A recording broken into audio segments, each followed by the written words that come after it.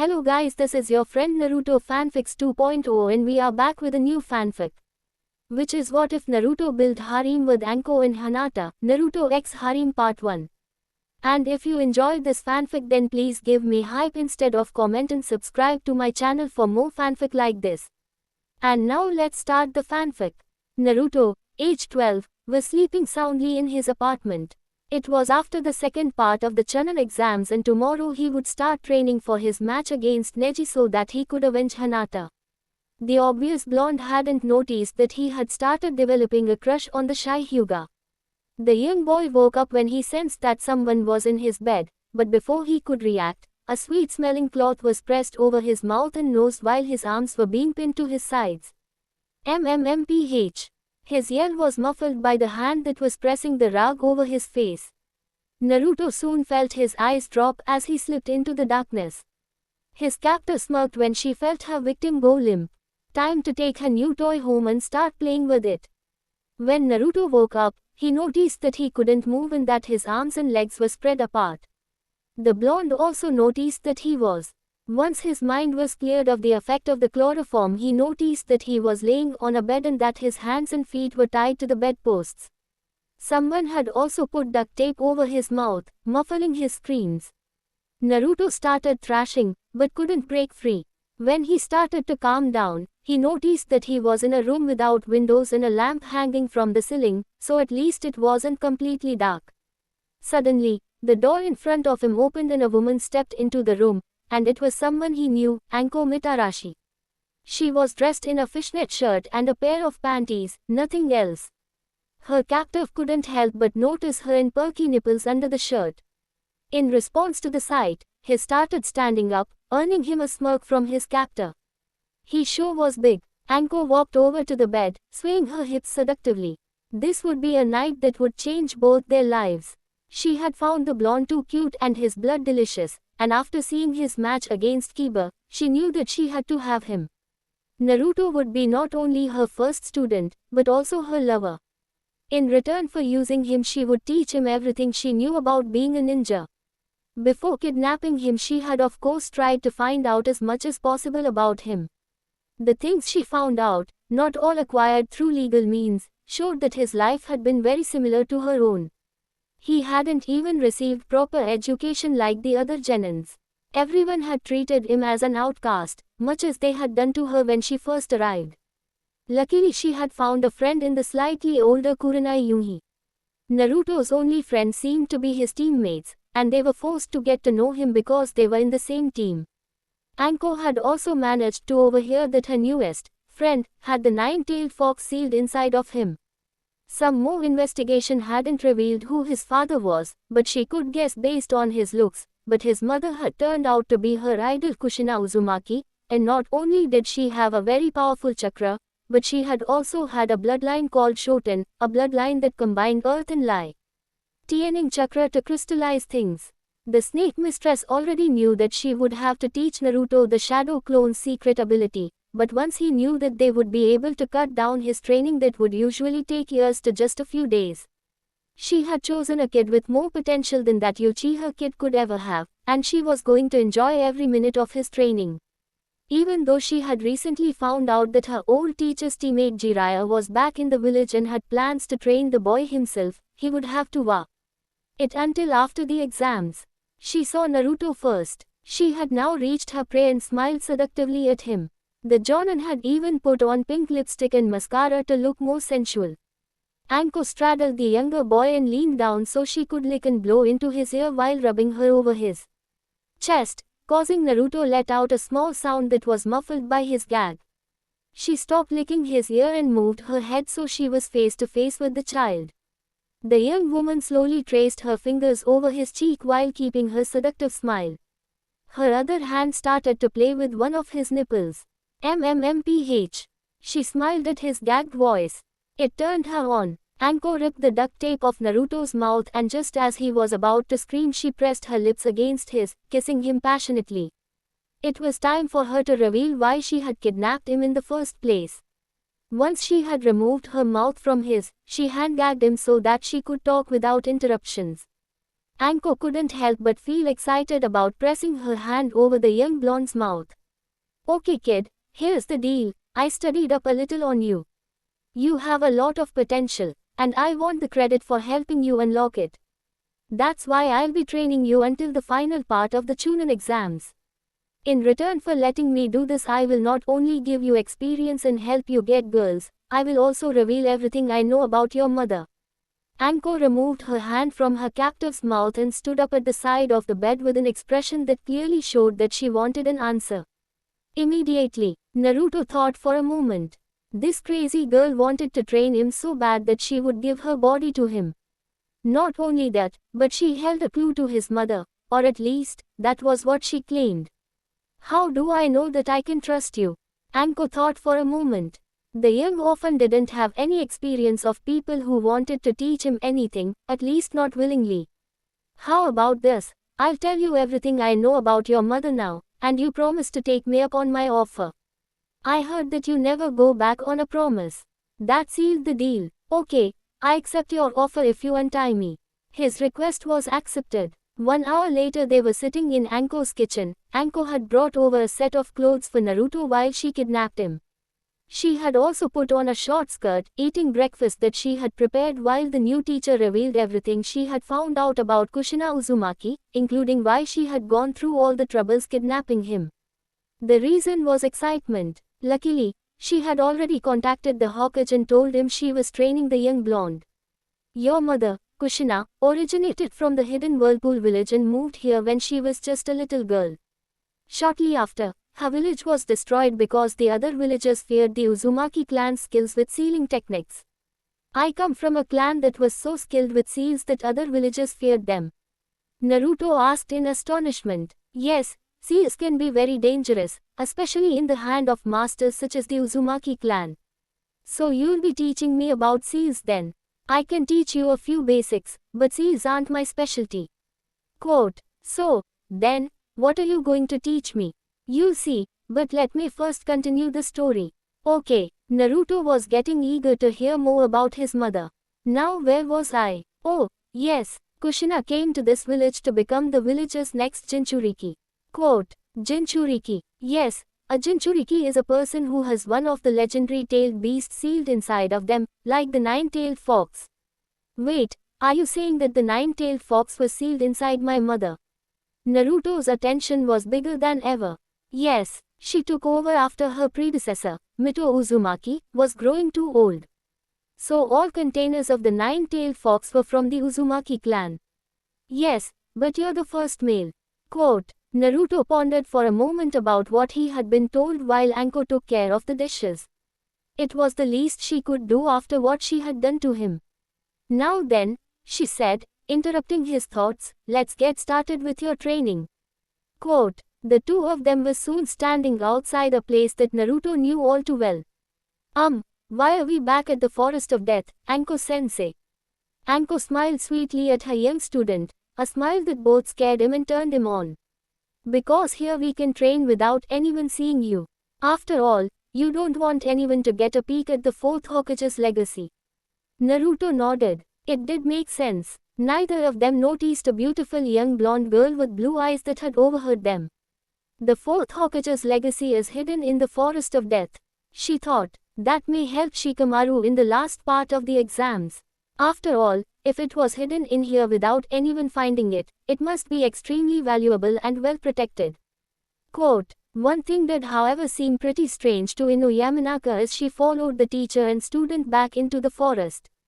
How had the exam proctor found out about it, and why hadn't she taken it herself? Either way, an idiot like Naruto didn't deserve something that important. The blonde couldn't understand what Hinata Hyuga saw in him when there were plenty of other guys who were far better, like Sasuke. But even though it wasn't going to be easy to lay her hands on whatever was hidden in the forest, it would surely be worth it.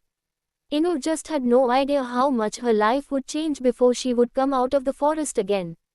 Naruto and Anko soon reached a clearing with a river running through where they stopped. Anko-sensei, why are we stopping here? The male blonde asked confused. His new teacher gave him a seductive smile before pecking him on the lips. Naruto had a feeling that was just the beginning. Why, this will be our base for the training, she said cheerfully, and we'll live on what we can find in the forest in order to toughen you up, and don't worry about being alone. I'll stay here to motivate you. She said the last part while keeping her seductive smile, which means that, every time you mastered something that I taught you, you'll get to have your way with me. Naruto turned bright red at this. But first, let's deal with the girl who's been stalking us ever since we entered the forest. This snapped her student out of his embarrassment as Anko disappeared in a twirl of leaves. Ino gasped. What she had witnessed was so disturbing that she didn't notice the purple-haired Jonin appearing behind her, and before the blonde could react she found herself on the forest floor, bound and gagged with duct tape. MMMPH. Ino struggled furiously, trying to break free but to no avail. Didn't you know that curiosity killed the cat? Anko said with wicked smile before picking up her new captive and carried her back to the clearing. It was time to teach this fangirl about the true Naruto, and she wouldn't mind threesome with such a cute girl. Meanwhile, Naruto still trying to figure out what was happening when his teacher came back carrying bound and gagged Ino Yamanaka. Well then, she said, let's start making camp before planning for your training tomorrow. What about Ino? Won't her parents wonder where she is? His answer came in shape of a shadow clone. No problem, I'll just send this clone to the Hokage and tell him that Ino wanted me to train her as. Well, won't that eventually be found out? Naruto asked worried. Not if we can make her know the true you. But that will make her hate me even more. That's why you'll have 1 month to make her realize what a wonderful guy you really is. Quote, Naruto sighed. This crazy girl had it all figured out so fast. Fine then. Anko smiled and put down the girl on the ground before sending the clone away with her message while helping her student setting up camp, while Ino was struggling to break her bonds. She never wanted to know Naruto. In her eyes he was just a failure. Once camp had been set, Ino was tied to a tree. Alright Blondie, here's the deal, Anko said as she bent down and looked her cute captive in the eyes. Unless you will train with us, you'll be tied up and Naruto will get to sleep with you every night when he's not doing me.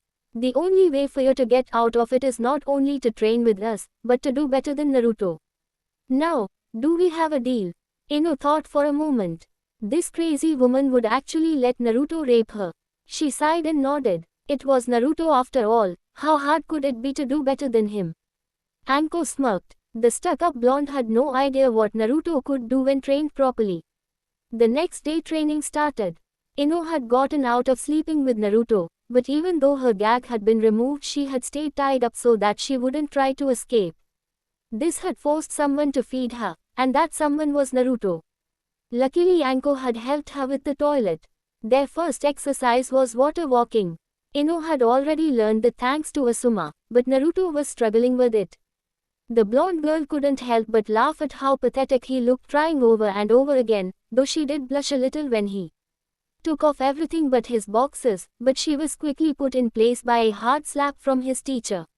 There's most likely something wrong with your seal Naruto-kun, Anko said, earning a confused look from her female student, who now had a red handprint on her cheek. Let me take a look at it.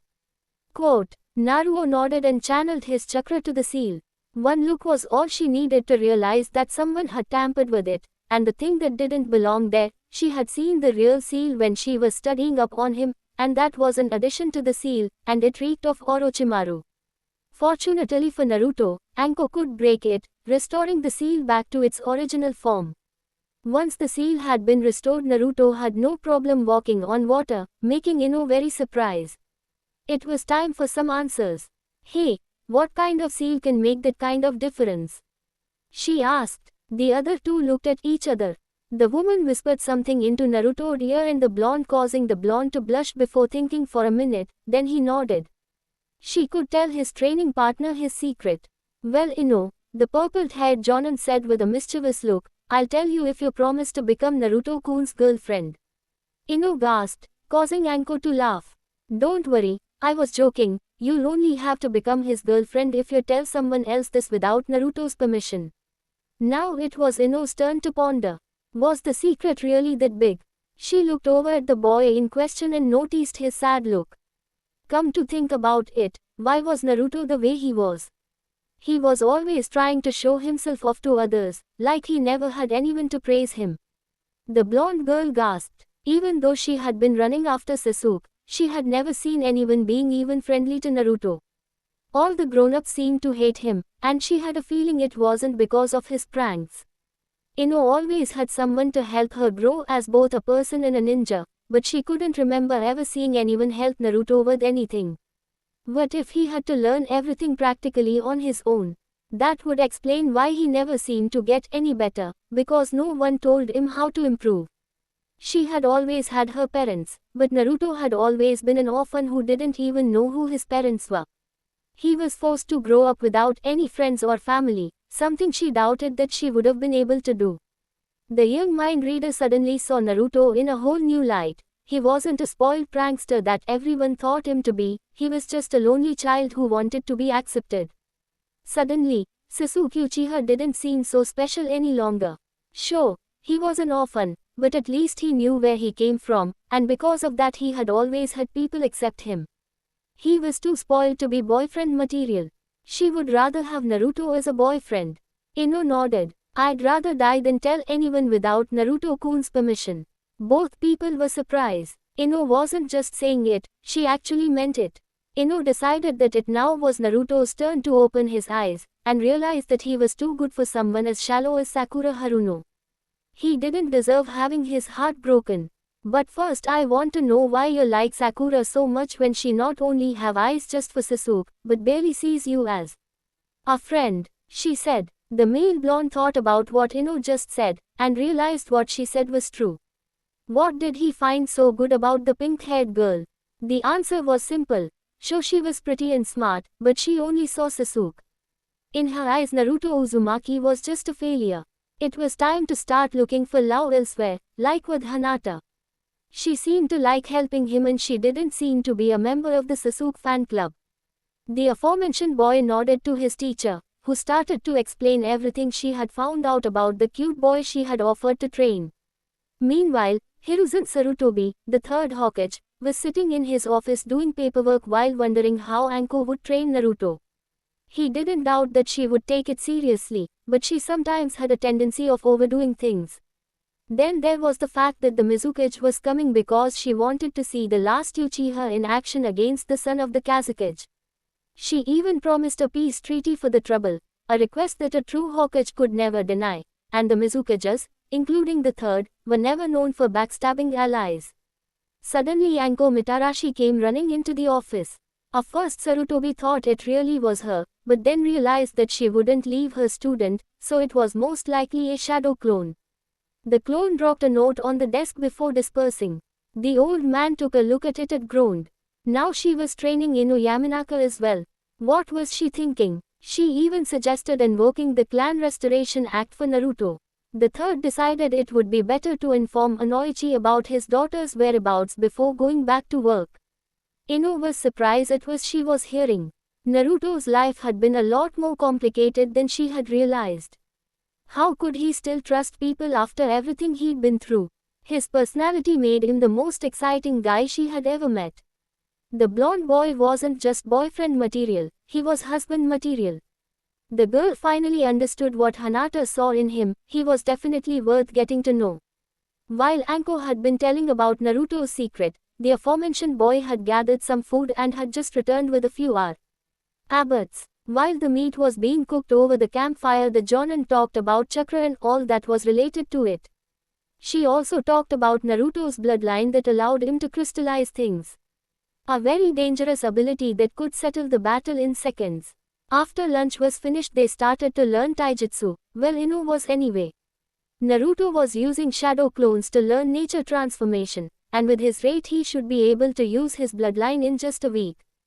As the days went on the three people were growing closer and closer, and after the first week it was time for Naruto to finally have his way with his blonde training partner, but luckily he declined because he was still sorting out his thoughts about Hinata. Not that he didn't find Ino attractive. I'm sorry Ino, but for some reason it doesn't feel good doing this. Is it because it feels like you are cheating on Hinata? I don't know, I just can't help but feel worried about her. Quote, then maybe you should send a shadow clone to check up on her. Naruto nodded. That was a good idea, and hopefully it would help him get to know the shy girl a little better. After seeing her battle with Neji, he realized that although she was a weird girl, she was pretty strong and brave, and he would like to get to know her. For some reason she made him want to show off himself more than usual. Ino smiled as she watched the young boy ponder the situation. Perhaps you've got a crush on her. Quote. This made Naruto blush. Had he fallen for Hinata without noticing it? Sure, she was pretty and nice, but the blonde boy realized that the only way for him to be completely sure of his feelings for the raven-haired girl would be to talk to her. Especially since the idea of having her as a girlfriend didn't sound too bad. They talked for about an hour before going to sleep. Once Anko realized that there wouldn't be any chill-proof things happening in the tent, she went back in and found her two students sleeping in their sleeping bags. Ao Ino was sleeping in Anko's. The older girl sighed and took out her extra sleeping bag before going to sleep herself. Tomorrow would be a long day. The next day Naruto sent a shadow clone to check up on Hinata before they tested Ino's natural affinity, which turned out to be Earth.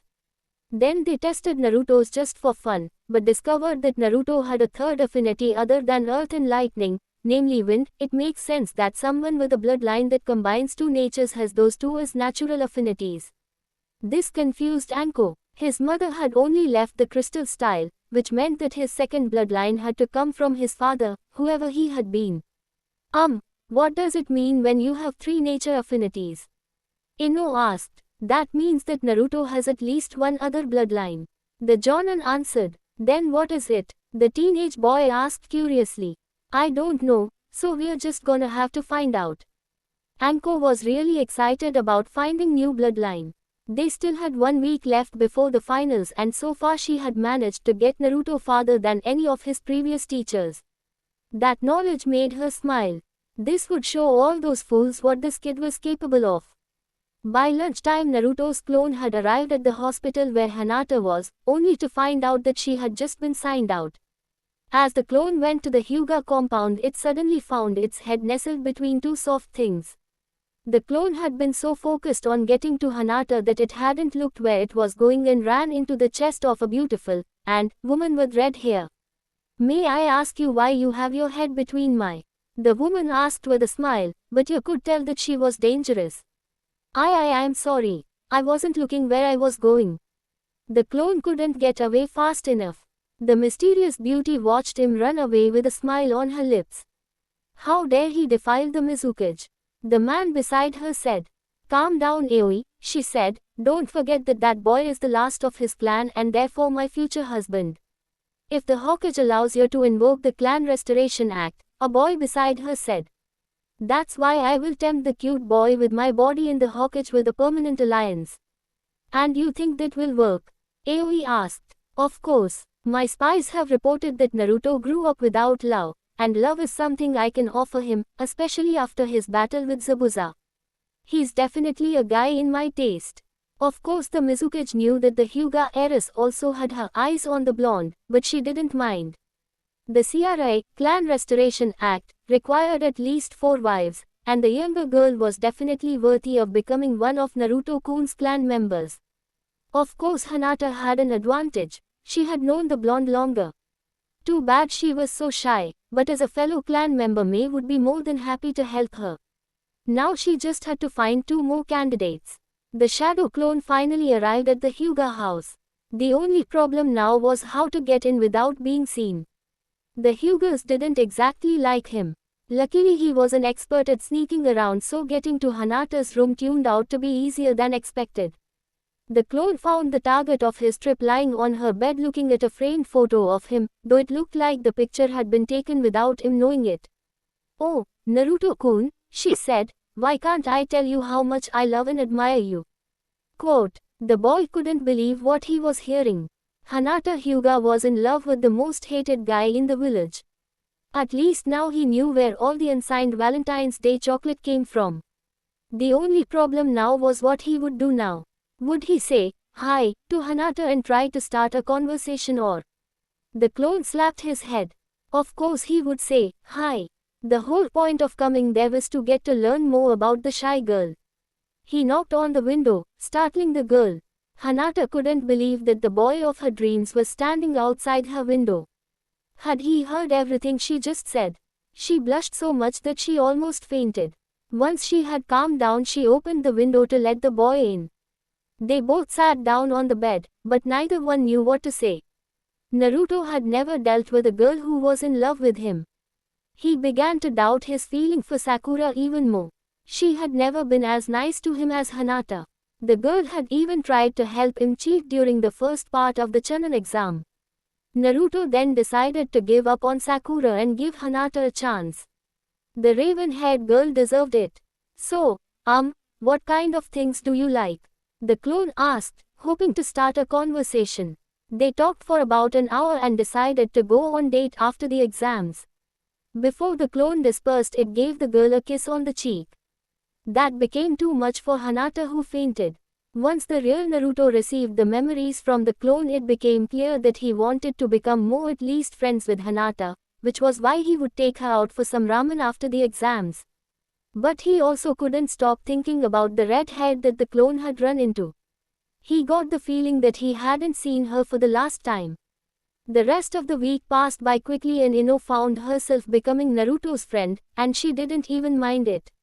Not to mention that her feelings for Sasuke grew weaker every day.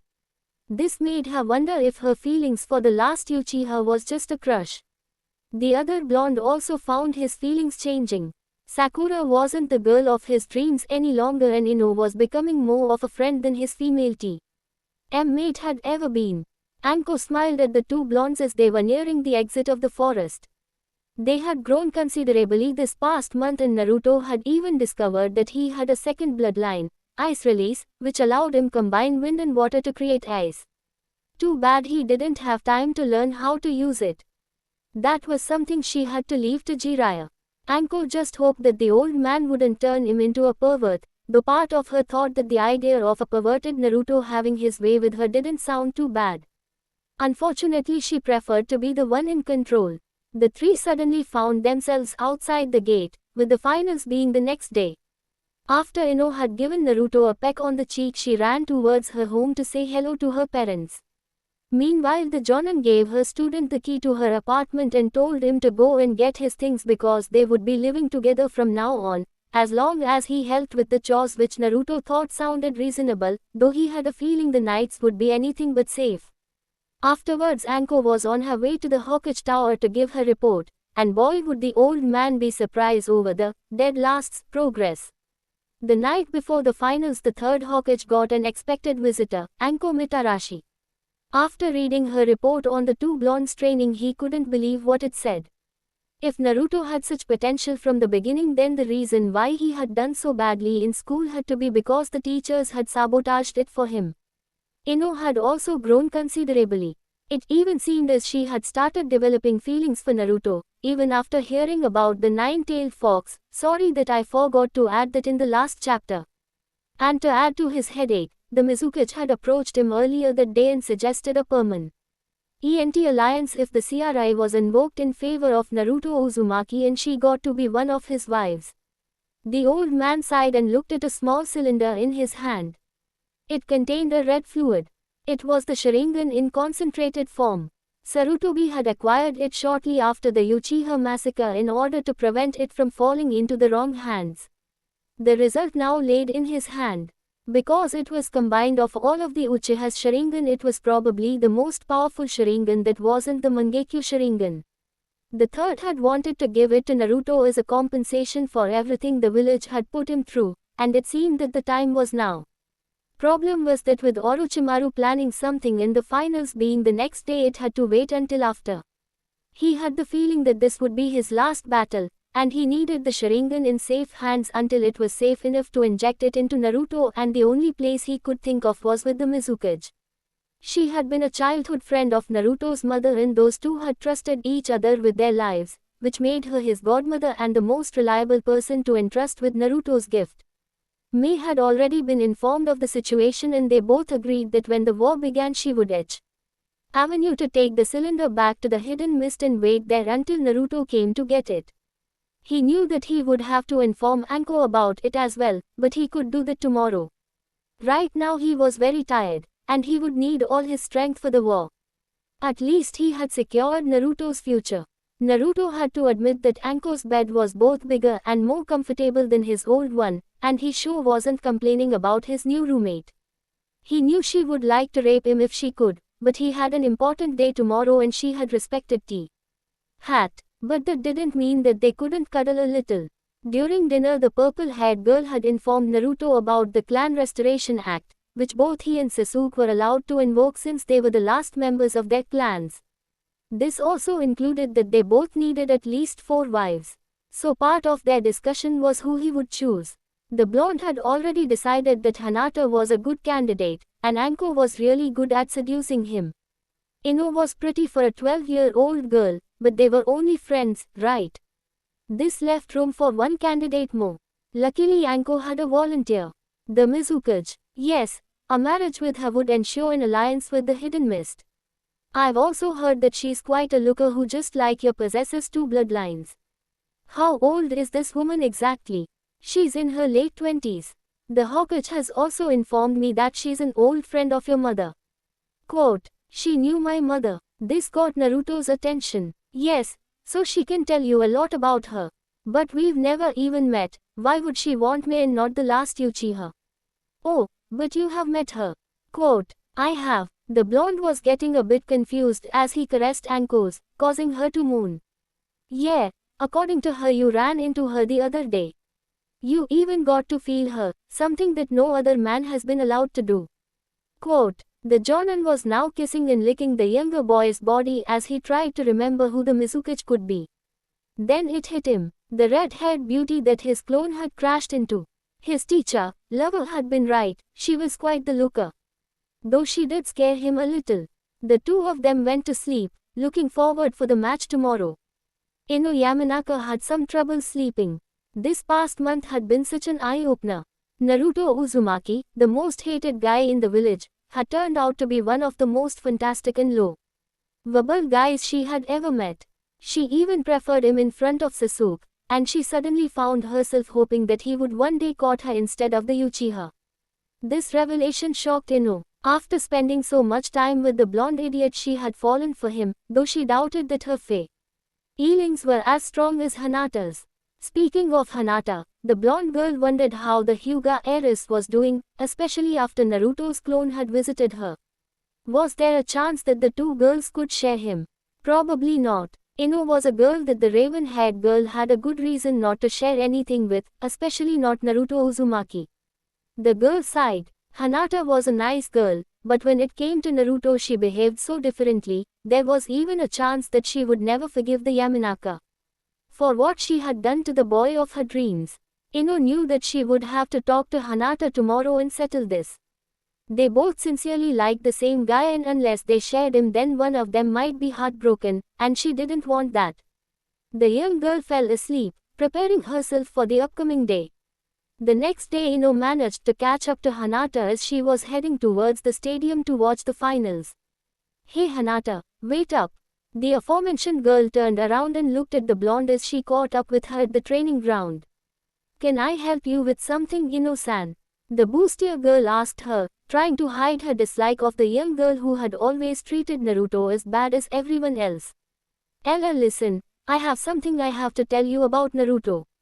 She panted. This caught Hinata's attention. What about him? She asked. Once Ino had calmed down, she told Hinata about how she and Naruto had trained together for a whole month, and it wasn't until she had gotten home that she really said that she had fallen for him. The raven-haired girl just looked at her surprised before slapping the blonde as hard as she could, causing the unsuspecting girl to fall to the ground. Ino rubbed her stinging cheek as she looked up at a furious Hinata. How dare you say that? You actually expect me to believe you after all you done to him over the years? You're probably just saying that so you can psyche him before his match so that he'll lose. Hinata stormed away furiously but was stopped by Ino. Listen, I know you think that I'm lying, but I am telling the truth. What do I have to do to prove it? Hinata thought for a moment. If Ino was as serious as she said she was, then she would have to prove it by doing something really embarrassing, but what? The solution she came up with made the raven-haired beauty blush. If Naruto wasn't on it, then it would be the perfect proof. Oh, okay, here's TT the DD deal, she said while blushing, causing Ino to wonder what she had thought up. Hinata took a deep breath before telling her idea. If you let Naruto completely dominate and impregnate you without any hesitation from your side while being with me also, then I'll believe you. But remember, there's no going back. Quote. Both girls were blushing furiously by now. The blonde girl thought for a moment. Was Naruto really worth giving up so much for? The answer was easy, yes. After having such a hard life while staying so great, he definitely deserved the best. Besides, a guy as nice, caring and strong as Naruto would make a great father, even if he would father Hinata's children as well. Ino Yamanaka nodded firmly, surprising the other girl with her determination. She would actually do anything to be with Naruto, even humiliate herself. Of course Hinata knew to 100% that the boy would never be so cruel, especially to girls, but Ino couldn't have found it out in such a short time, could she? The Hyuga girl used her Byakugan to scan the Yamanaka, and found that she really was telling the truth. Ino was surprised to see that Hinata was smiling gently at her. Had she actually been forgiven? Alright, I'll forgive you, if you help me get back at Sakura for hurting our Naruto-kun. The blonde girl noticed the in that sentence, but nodded. She had wanted to punish her ex-best friend ever since she realized how unfairly the pink-haired girl had treated Naruto just because he paid her attention. As the two girls walked towards the stadium, they discussed how to punish Sakura after the exams, and they liked what they came up with. Hinata started to realize that as long as Ino was in love with Naruto as much as she was, then they could be good friends. Naruto was feeling a little nervous as he was standing before Neji Hyuga, considered to be one of the strongest genin in the village. He looked around and found his girls among the audience. Mei Terumi was sitting with both the Hokage and Kazekage, while Hinata and Ino were sitting with Anko and Kurenai. The purple-haired Jonin was whispering something to her red-eyed friend. If Naruto knew his new teacher right, she was probably bragging about her success with his training. The only one the blonde couldn't see was Sasuke. If he didn't come soon, he would be disqualified. Naruto guessed that Kakashi had rubbed off on his teammate, and for some reason that sounded fair. The blonde knew that he shouldn't think like that, but he couldn't help it. The Jonin had preferred to train Sasuke even though he too had needed extra training. Luckily there was Anko Mitarashi who had been more than happy to train him, so things had evened out. It had given more than anyone had taught him before. Naruto then understood why Anko was so cocky. She had proven herself a better and more effective teacher than anyone else in the village. The purple-haired girl had earned the reputation of being the best in what she did, and that was always something to be proud of. The blonde turned his attention to his opponent who was gonna pay for what he did to Hinata. The two smirked at each other. Neji, because he expected an easy victory, and Naruto, because he would wipe the floor with the cocky Hyuga. The match started and Naruto used the multiply shadow clone technique to create 100 clones. He decided to start the fight by testing his opponent, a wise strategy because he didn't know what to expect from his opponent besides the gentle fist, and the clones would allow him to collect information without risking anything. The audience, minus Anko, Ino, Sarutobi and Sakura, was shocked that a genin, especially Naruto, knew such a dangerous and advanced technique. That kid's unbelievable, Kurenai exclaimed, causing Sakura to look at her strangely and ask her what she meant. Anko answered in her friend's place. The multiply shadow clone technique basically requires so much chakra that even a Kage risks at least draining themselves of almost all of their chakra just by using the technique. If for example Kakashi were to use it, especially in such a large scale as Naruto just did, he would surely die of exhaustion. Sakura blinked. Naruto had always used the technique easily, without getting tired. Even now he wasn't even breaking a sweat. Did this mean that he had enough chakra to rival the nine-tailed fox? She had always thought of him as a loser, but now she wasn't so sure. While this had been going on, Naruto had attacked Neji with all of his clones at once, but they had been pushed back by Neji's 8 trigrams palm's heavenly spin, destroying them all. The blonde was pretty impressed, even though he didn't show it. To destroy so many clones at once wasn't easy, but apparently the Hyuga clan had a way to make that possible. Besides, those clones didn't get wiped out in vain. They had gathered the information necessary for him to see through the technique. The key to it was rotation. No rotation, no ETPHS. Luckily Naruto had just the technique to stop Neji's rotation, but first he would need some information. He wanted to know why the older boy hated his cousin so much. Why did you hurt Hinata so much? What have she ever done to you? Neji smirked at him. Do you really want to know? Then let me tell you the story. He took off his headband, revealing the cursed mark of the Hyuga clan. Neji's story was really sad and made Naruto realize that maybe he and Neji wasn't so different. He cast a glance at Hiashi, Hinata's father, who was sitting in the audience. The look on the man's face told him there were more to the story than Neji knew. You have no idea how it is to be marked with something that can never be erased. Neji's comment pissed Naruto off. He knew more than the Hyuga suspected. I wouldn't bet your bloodline on it, the blonde said, lifting up his jacket. May decided to give him some better looking clothes in engagement present if he would accept her, and putting chakra into his seal, making it visible. This seal was put on me the day I was born. Though it increases my powers, it forced me to grow up completely alone, hated by everyone in the village without ever knowing why. At least you know where you came from and had people to accept you. Quote, Neji couldn't believe what he was hearing. It was true that he knew about his background, but that didn't mean he liked it, but Naruto had had it even worse. He was unwanted by the whole village. No one had ever cared about him or praised him. At least he had had his father who taught him things, but Naruto had to learn everything on his own. The aforementioned blonde decided that now that he had gotten his point through, it was time to end this. It wasn't until recently that I found out about my mother, and this is the bloodline I inherited from her. Neji blinked as Naruto performed a few seals rapidly. Crystal release, Jade crystal prison technique. Quote, before the other boy could react, he found himself trapped in a pink crystal, completely unable to move. This surprised the whole audience. The failure of the village had such a bloodline at his disposal. The proctor had no other choice than to declare Naruto the winner. The civilian council was in uproar. Such a powerful bloodline should belong to the Uchiha clan, but they were quickly silenced by a glare from the Mizukage and the Hokage.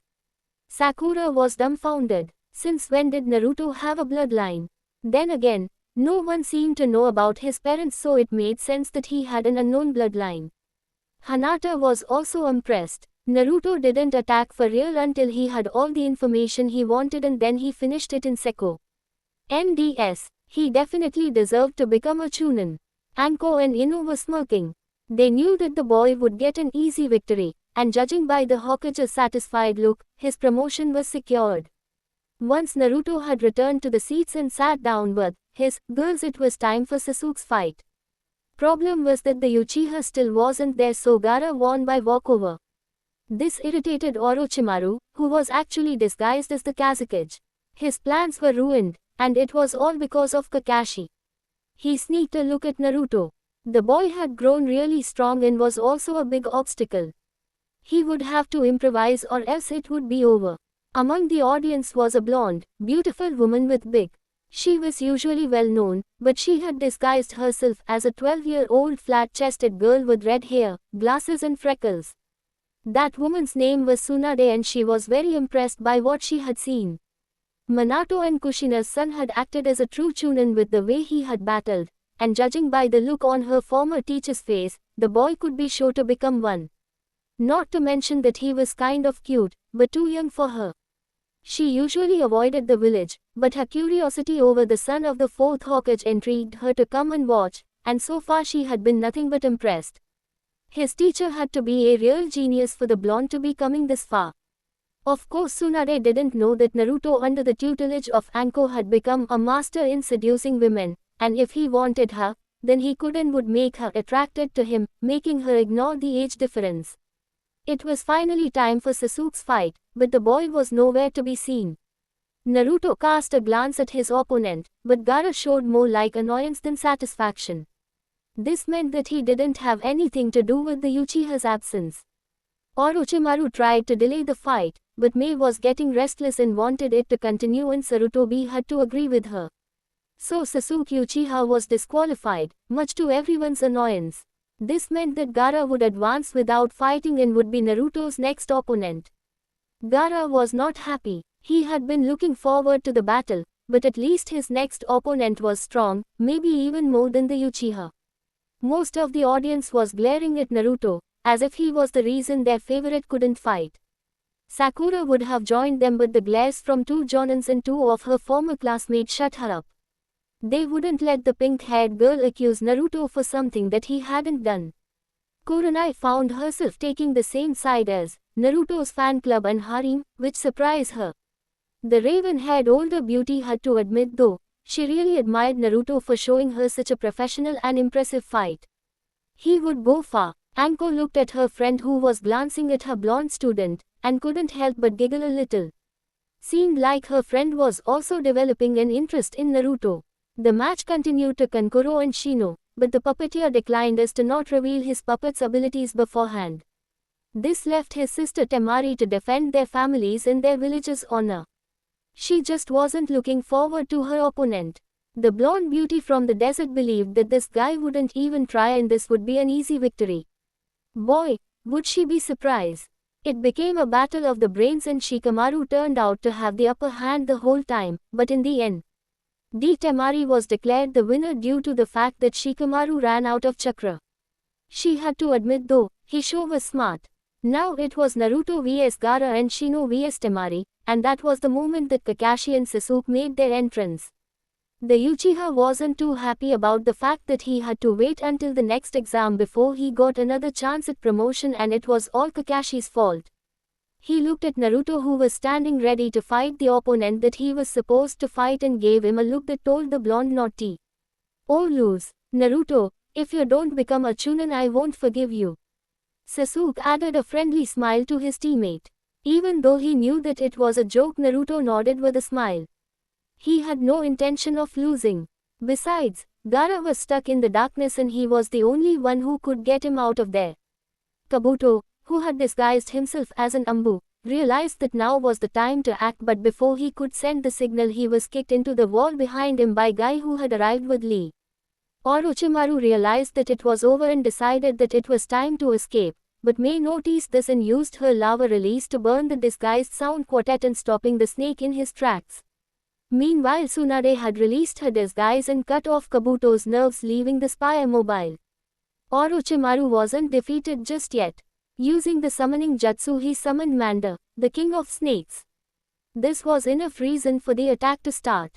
Once Gaara saw the giant snake, he realized that it was time to attack and started to gather his sand, but Naruto wasn't late to follow and used his crystal release to crystallize Gaara's sand and his god, effectively cutting off the boy's most effective weapon. The youngest son of the Kazekage glared at his opponent. It seemed as if he had completely misjudged who was the strongest genin in the village. Once Anko saw that the Kazekage was actually Orochimaru, she didn't hesitate to attack but was stopped by Kurenai. Anko, do you actually think you can stand a chance against Orochimaru? Even though she didn't like it, Kurenai was right. The snake girl wouldn't last even a minute. It would be better to deal with the other intruders. Anko looked at her students and was proud over seeing them completely dominating their opponents. Ino was hitting their vital parts with incredible accuracy, and Naruto had stopped his opponent from utilizing his main weapon. Even the shy Hinata showed no mercy as she struck down enemies so fast that it was hard to follow. Her strength probably came from Naruto. Orochimaru looked around. Everything was falling apart. First, Kimimaro became deadly sick, then Gaara and his sand was stopped by the Ninetales container, and since he was surrounded by two cages and his two old teammates Tsunade and Jiraiya, he had nowhere to run. He couldn't even get to Sasuke. Even Manda and his snakes were occupied by Gamabunta. Things were not looking good. This is it, Orochimaru, the third said, it's time for you to pay for your crimes. Quote, we'll see about that, old man. Though the traitor didn't sound as confident as he usually did. The two Jinchuriki stared at each other. Naruto could see the pain in his opponent's eyes, a pain he was all too familiar with. Why aren't you attacking me? I cannot defend myself any longer. Because I don't want to. You didn't ask to become a Jinchuriki and neither did I. You were a Jinchuriki too. Yes, that's why I know what you are going through. Quote, would you still refuse to fight me even if I hurt your friends? I don't have many friends, but I'll defend the few I have with everything I got, even if it means killing you. Gaara looked at the blonde. His determination was shining through, and it was all because of his friends. If we become friends, I can make sure that you will never have to be alone again. The red-haired boy thought for a moment. Even though they were supposed to be enemies, he was willing to become friends.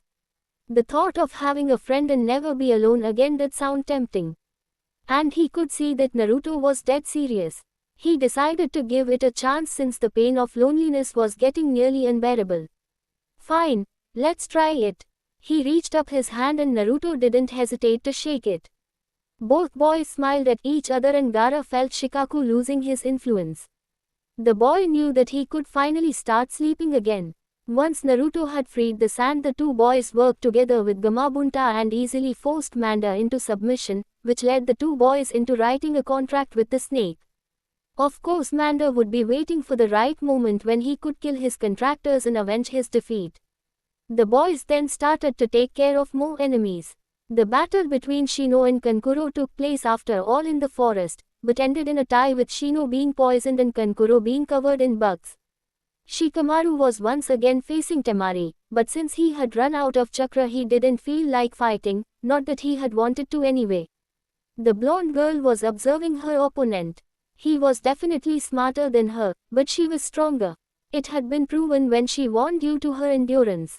Despite this, she found herself fascinated by the boy.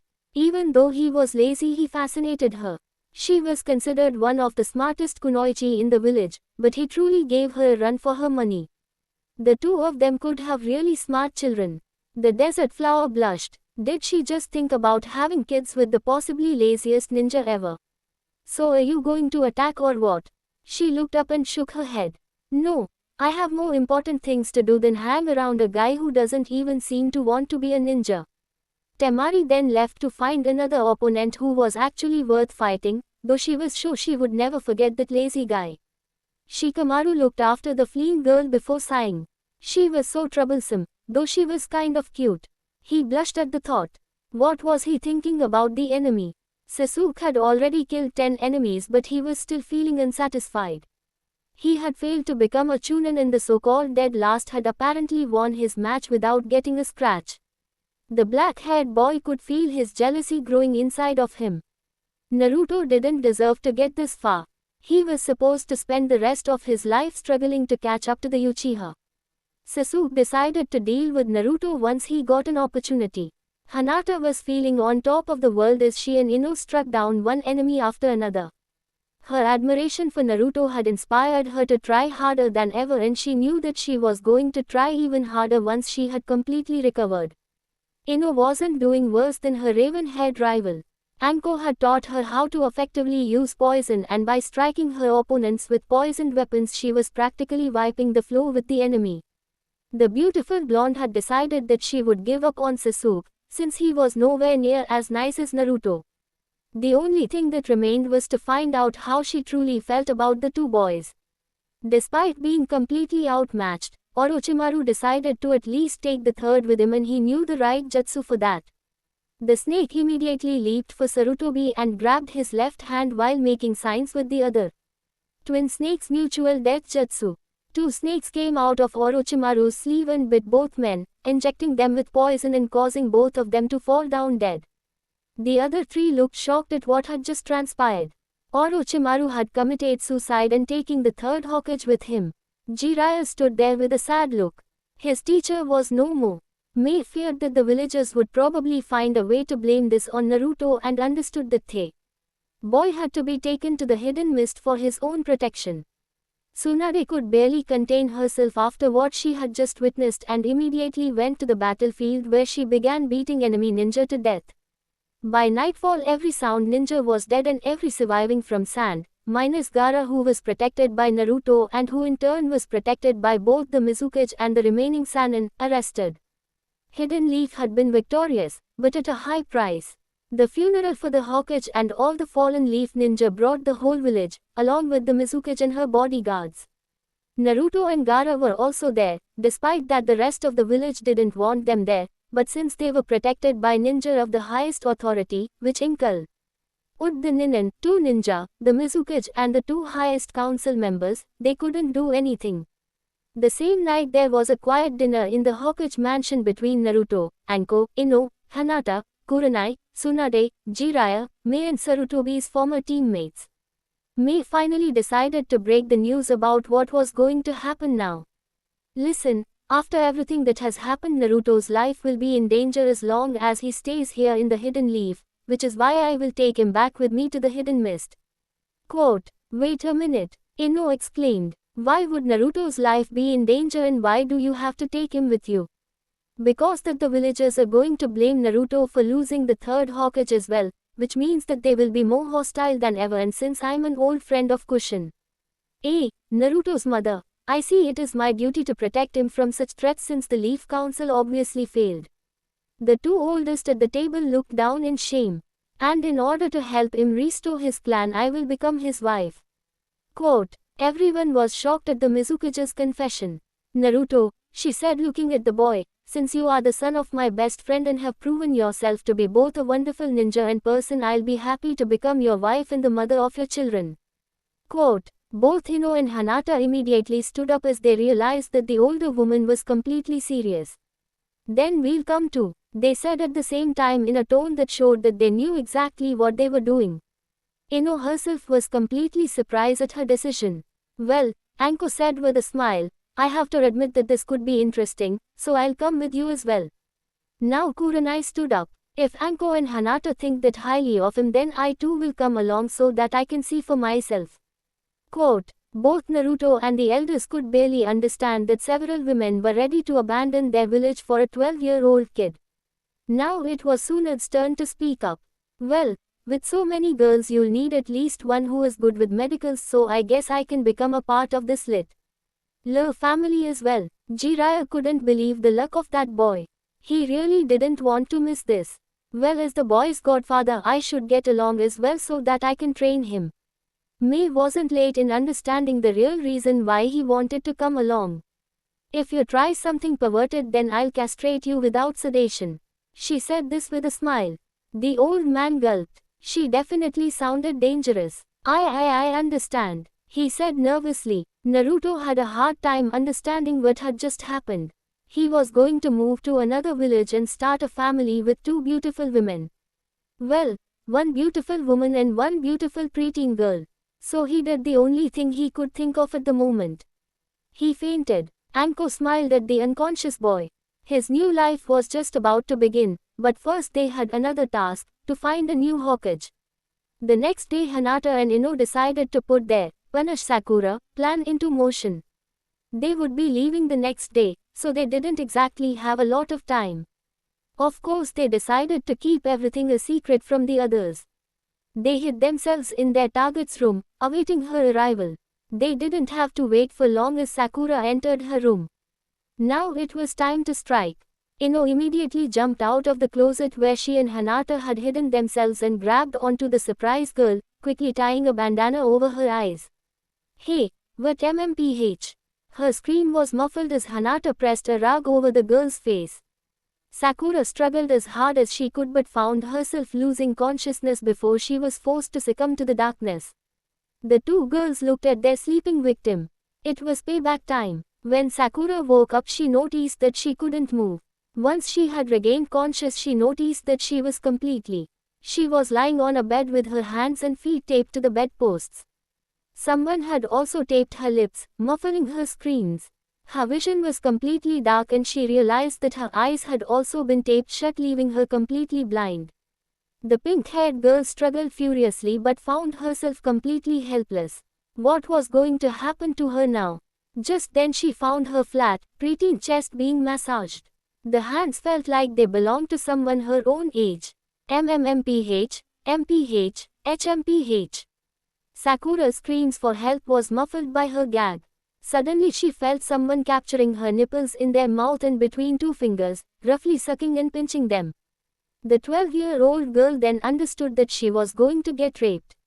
Naruto was in heaven. He had been kind of surprised when Ino and Hinata had come to get him after breakfast, saying that they had a farewell gift for him from Sakura. This of course made him wonder a little. Why would Sakura Haruno want to give him something? So he became really surprised when he was led to an abandoned apartment building and found the girl he previously had a crush on lying on a bed, struggling to get free from her bonds, her gagged screams sounding like music to his ears. Personally, he liked it when he was this helpless in front Anko, but now he would apparently get to do this to the girl who had tormented him for so long. "She's all yours, Naruto-kun," Hinata whispered into his ear. "Yeah," her blonde companion added, "she's all yours. Just make sure not to let her know it's you. It would be better if she didn't know who did this. Wouldn't this be a fitting punishment for her?" Usually Naruto didn't like to hurt a defenseless girl, but in Sakura's case he was willing to make an exception. His two girls waited in the background as the blonde decided to use his gift. After undressing himself, he went over to the bed, straddled the poor girl and started to massage her chest, enjoying every minute of it while the pink-haired girl tried to call for help, though her yells were muffled by the tape gag. He decided to add some pleasure by sucking and pinching her nipples as hard as he could. He wanted Sakura to suffer while her screams were being unheard. Naruto's hands then left her chest and moved onto her face, gently caressing the girl's tear-stained cheeks, adding G to her fear. He then ripped the tape off his captive's mouth and gently caressed her pink lips with his fingertips, the girl being too scared to scream. Naruto then took her face in his hands and roughly kissed her mouth. Sakura didn't know who was raping her, but he was doing a very good job in scaring her. When he then kissed her lips, she at first tried to turn away but soon found herself relaxing and kissing him back, giving her captor full access to her mouth while moaning unconsciously.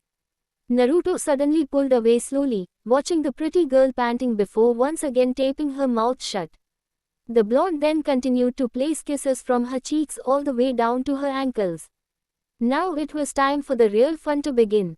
STMF. Naruto of course just enjoyed hearing her reaction.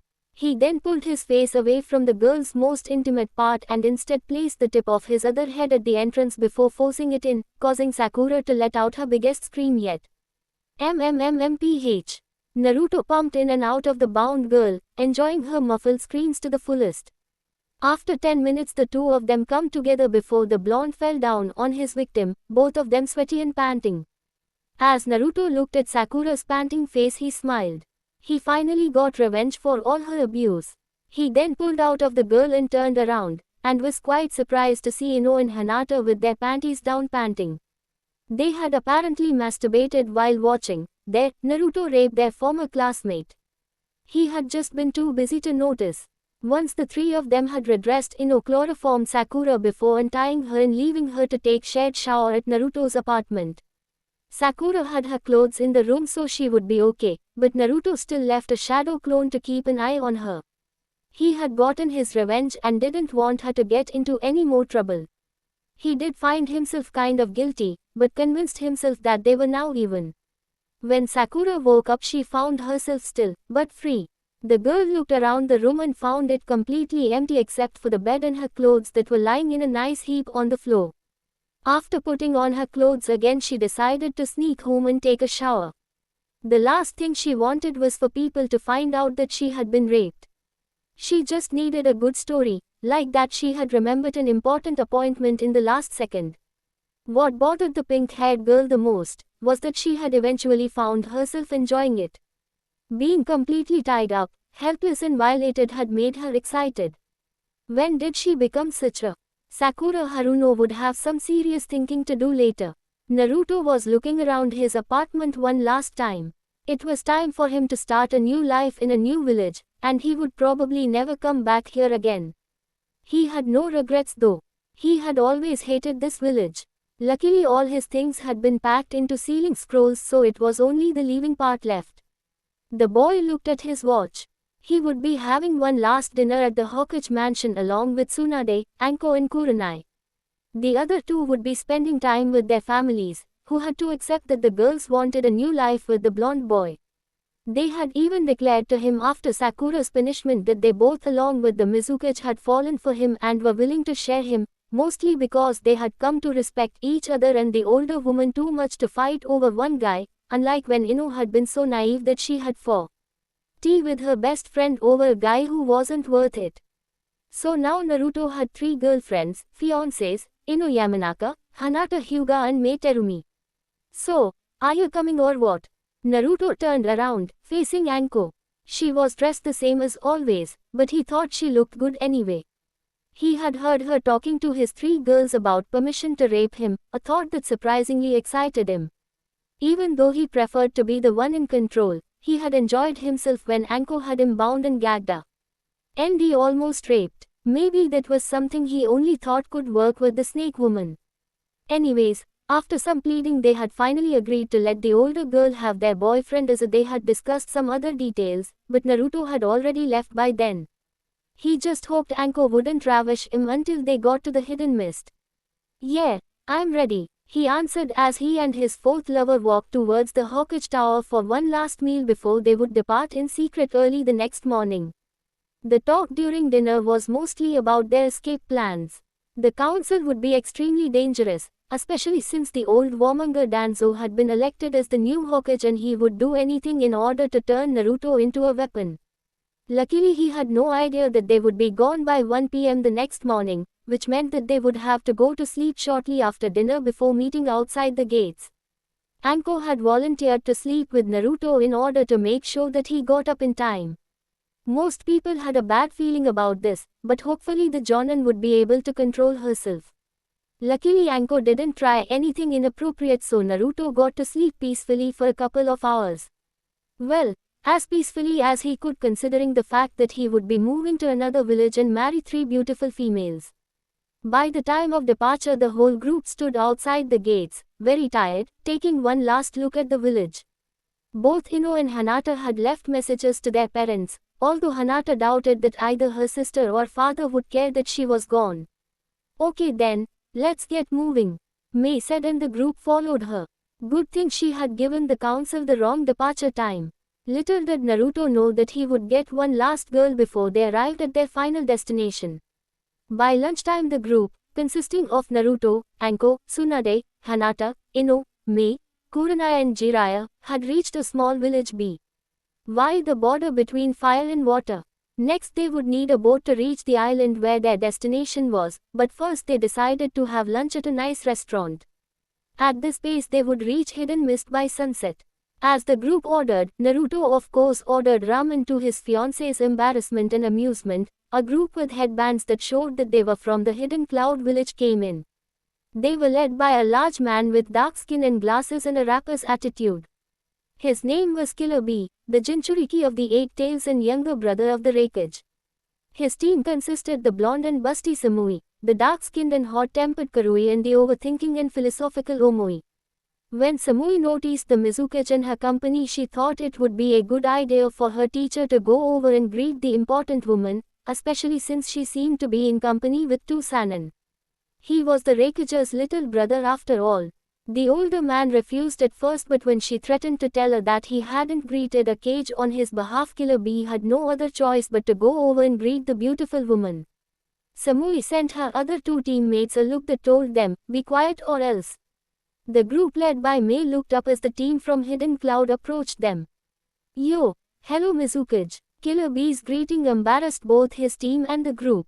"And you are?" the red hair asked unshyly. Samui realized that it was up to her to make sure they weren't embarrassed even more. "We're from the Hidden Cloud and thought it would be common courtesy to greet another Kage. Especially since my teacher over here is the brother of A, the Raikage." The Mizukage was a little surprised. What was the brother of the Raikage doing in the Fire Country? Before she could say anything, Naruto decided that he too wanted to greet. "Hi, my name's Naruto Uzumaki and me and my friends are going to the Hidden Mist so that I can restore my clan." His girls, which practically included every girl that he was traveling with right now, hit him in the head. Sometimes he was just too blunt. Samui blinked. Uzumaki. Did that mean he was the son of Kushina Uzumaki that her village had tried to kidnap many years ago? After the Hyuga incident, Fiasco A had found out that there was a young boy named Uzumaki in the Hidden Leaf, and in order to not lose face Umachi he had arranged so that Samui was to marry him when he was a little older. The reason why she was chosen was because she was the best kunoichi in the village. The blonde foreign beauty continued to watch the young boy. She couldn't believe that this kid that reminded her of her teacher with his personality was supposed to be her future husband. Then again, since he was obviously leaving the village, did that mean the deal was over? Not until the Reikage said so. At least now she knew that he wouldn't be found in the Hidden Leaf any longer but in Hidden Mist. One question remained though. Why had he left the village, and was traveling with the Mizukage, to Sanan and a bunch of females? May I ask why a group of ninjas from Hidden Cloud is appearing in the Fire Country? Tsunad's question was both sudden and blunt.